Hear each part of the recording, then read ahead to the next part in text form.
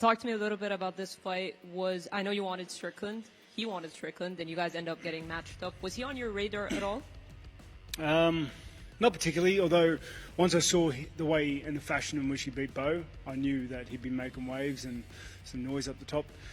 UFC knew I wanted to fight. Division was kind of tied up at the time, so in UFC fashion, they offered him the fight. He took it. I was happy to come back, happy to fight him, especially after what I saw with Bo. He looks like an interesting and exciting fight. So here we are. UFC have always known I'm happy to fight anyone. It's just generally I like picking the timelines because I like spending some time with the family afterwards. You know, I just getting my hands on him. That's the plan. I'm fast. My striking I think is better than his. I just got to find the holes and openings to close the night. How long do you expect him to stand with you, or do you feel like he's going to try to take it to the ground right away? He'll try and take me down straight away.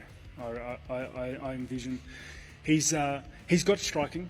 He's got good stand-up, but he understands where my strengths are. He understands where his strengths may lie, and I think he'll want to get it to the ground to utilise that.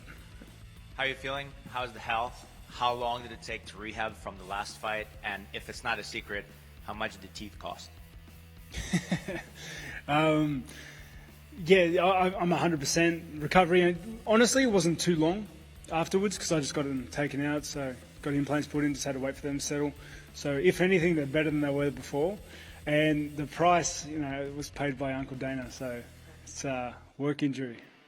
Has UFC made it known why you're so demanded here in the Arabic countries? I mean, this is the third time you're fighting in an Arabic country. Potentially, maybe you're a favorite of one of the sheikhs, or what's the reason for that? Did they say anything like that? No, I think I'm just excited to fight.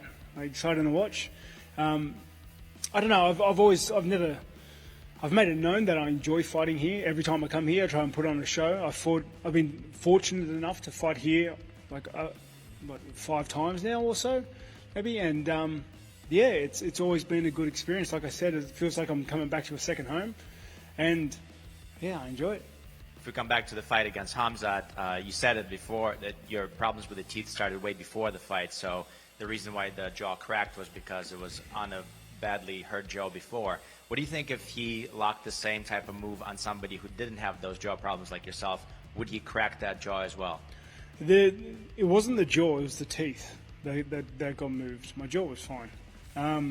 Honestly, though, I shouldn't have been in that position to begin with. You know, it's not a strong position to be in.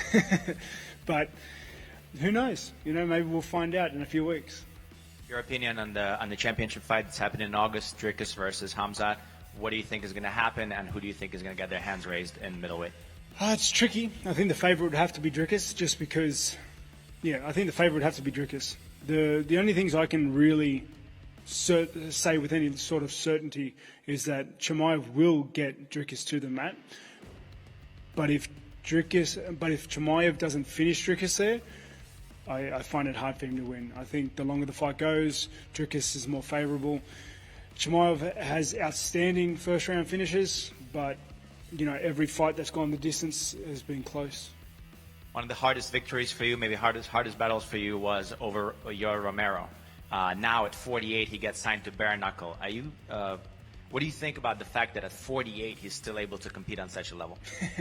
He's built different. That's it. He's just built different. He's a different animal. So there's a lot of tough contender in your weight class. If you win that fight, what's next for you? Not too sure. I know a win opens the door for me, and you know the start of the pathway up starts with him. Thank you. Robert, salam alaikum. Welcome to Abu Dhabi. Tell me please, when the fight goes to the ground, are you well prepared for the choke and submission attempt? Yeah, I've been doing jiu-jitsu my entire career.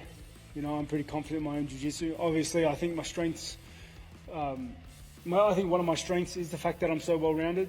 I prefer striking over ground play, but if it goes there, I'm well prepared and adjusted for it. Thank you. Robert's right here. In a recent interview, De Ridder said that he thinks it's going to go to the ground, and he sees a submission towards the end. Do you think that style of fighting will cancel? You guys will cancel each other and end up being a 5-round I mean, or a whole match of boring fight, like because you guys will go to the ground, or were you going to try to keep it on your feet? If it goes to the ground, it's by no choice of my own. So you'd rather go striking? Yeah, I'm a striker. I'm a striker at heart. I like to strike it. Like my path to victory is just to land my mitts, like get my hands on him and try and close the show. And sorry, I came in late. If somebody asks you about the injury, I'm going to ask again. Your teeth are okay? Everything is okay? Mate, perfect. Better than before. Better looking than before even. Thank you, sir.